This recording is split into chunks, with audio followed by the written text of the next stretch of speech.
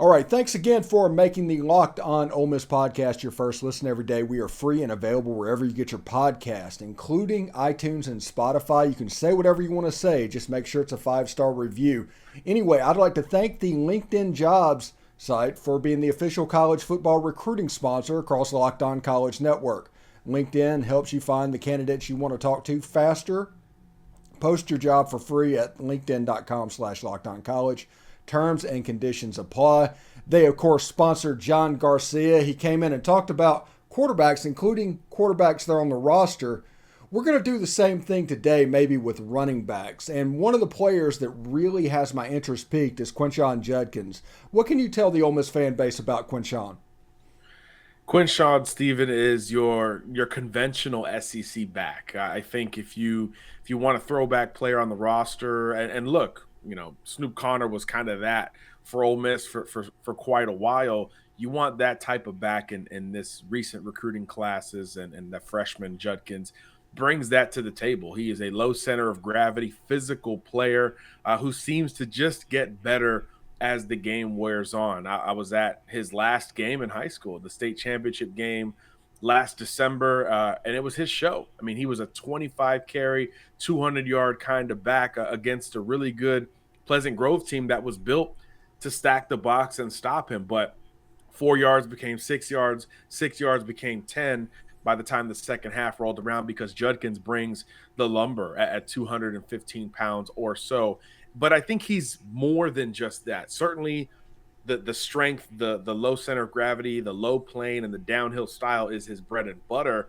But he's also got this element of space that he brings to the game, whether it's in the passing game as a blocker or as a receiver, where you actually see him make a whole lot of moves in the open field. His hands are soft. He can put together some of the traditional running back routes that you're going to ask of a player of that caliber, your outcut, your swing pass, your arrow route, your choice route, things like that. And he could finish thereafter. And again, once he gets into that realm, he's even more successful, because now you're talking about back seven defenders trying to wrap up a really physically impressive player who, again, really runs well behind his pads. So not a whole lot of dancing or sauce in the open field, but he can stick his foot in the ground and make the first defender miss, and then run with physicality and finish forward thereafter. So there's a lot to like about the floor of Quinshon Judkins, whether you want him to be that classic workhorse or in the modern game to be that change of pace, where most backs are a little bit more 3-down prone. So you bring in a bigger back to change the pace, opposite of how you used to do it 10, 15 years ago. So I think in either role, Judkins can have an impact pretty early on at Ole Miss, even with how stacked this running back room appears to be. Yeah, and you know how much I love doing comps, but whenever I watch his high school film and everything, the player that stood out to me was TJ Yeldon. He very good lateral quickness. I saw a lot of TJ in his game.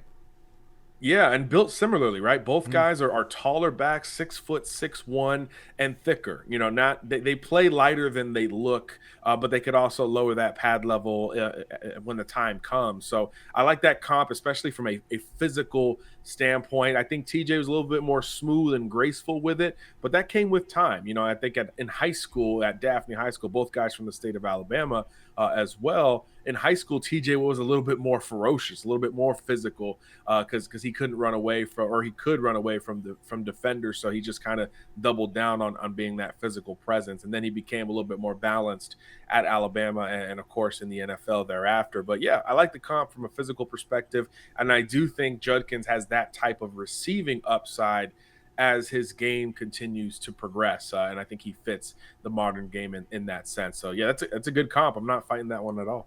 All right, that's awesome. Okay, let's move on to the class of 2023. Ole Miss was in for Dante Dowdle, and he ended up going to Oregon. Reasons, who knows what happens. But is there any player that Ole Miss is kind of into right now at the running back position for 2023? We're hearing a whole lot about Ole Miss and Chris Johnson, the running back out of Dillard High School in South Florida. Fort Lauderdale is the city there in Broward County. And this has really become a two-horse race. It's Ole Miss and it's the local program, Miami, that are really kind of jockeying back and forth for positioning here. But let me tell you, don't fall in love with the geography in this one. Chris really feels like, and we visited with him this week, really feels open.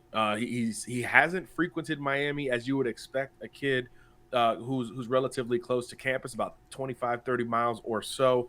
He's really taken a slower approach to the process, and really he feels like they're contrasting styles with Lane Kiffin and how open it is at Ole Miss versus how Miami wants to be kind of traditional and establish that line of scrimmage. And I think when you talk about his game stylistically, you could see why Ole Miss is a primary contender here, because he fits that role, that hybrid role, so well. Kind of the opposite of a Quinshon Judkins, a guy who's incredibly fast, lighter, leaner, built for the space game, so much so to the point where he was playing wide receiver at Dillard High School earlier in his varsity career. So truly a 50-50 hybrid where you can line him up in the slot just as much as you line him up in the backfield, offsetting your quarterback in the shotgun. So a player who is certainly built for all of the speed and space elements of the modern game that you ask for. But he's not short either. He's about 5'11". He looks like he could carry another 10 to 15 pounds.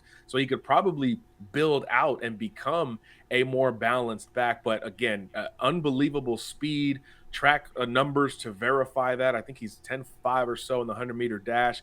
So legitimate wheels and experience as a wide receiver. That's got to make it so interesting when you talk about making that position projection and how he fits at a school like Ole Miss versus Miami. So I think it's going to be fascinating down the stretch. The styles are different. The locales are so different.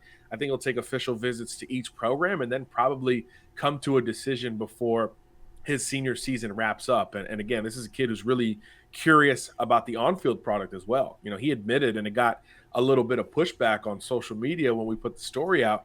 He said, hey, I want to see what Miami looks like. This is a new staff, a new group in town. I want to see what their offense looks like. I already know what I'm getting if I pick Ole Miss. I know the type of offense and what is going to be asked of me. So I think from a fit perspective, he's leaning towards the Rebels at this moment. But how long does he allow that Miami impression to begin to close that gap in what looks like it could be a coin flip type of recruitment? And before we get out of here, I just want to ask you this question. In year 3 of the Lane Kiffin era, what is the perception of his high school recruiting to everyone? I think it's kind of up and down. I think everybody knows, particularly with an offensive recruit, that if Lane Kiffin really wants you and he's prioritizing you, it's going to be hard to win because of not only the tangible from what we've seen from Lane Kiffin offenses, not even just at Ole Miss, but even before that point, but also just kind of the laid back and different approach personality-wise that he brings relative to the Mario Cristobal's and some more old school type coaches that are a little bit more, black and white with either you're in or you're out type of intensity, if you will. So I do think it's interesting for recruits to kind of inherit and take in what Lane is selling. And I think elsewhere, there's this sense that Lane is going to focus on his guys. And then just, he knows the portal is there. He knows there's always going to be opportunity to add talent in other directions. So in that way, it kind of goes, it kind of splits, because you either say, well, if I am being prioritized by Lane as a high schooler, it means he really wants me. Or two, it's like, well, I can be a little bit more casual with Ole Miss. Maybe some spots will be available longer term because the class won't be at 20 prospects anytime soon. So there's a little bit more patience, I think, viewed in receiving that Ole Miss scholarship offer. And that's why a lot of the big names we're talking about, Chris Johnson, Braxton Myers, maybe Caden Lee, the receiver, there's really no rush from any of them, seemingly, to make that final call. Yeah, and we're going to talk about Caden Lee next week, so that's a little teaser for everybody. Beautiful. But anyway, John, thank you for stopping by today. Of course, get more on the SEC by making Locked On SEC your second listen every day. Host Chris Gordy and his local experts of Locked On take you across the SEC in 30 minutes. Make Locked On SEC your second listen. John, thank you very much for coming by. And like I said, I'll talk to you again next week, bud. Sounds good, Steven. Take care. All right, man.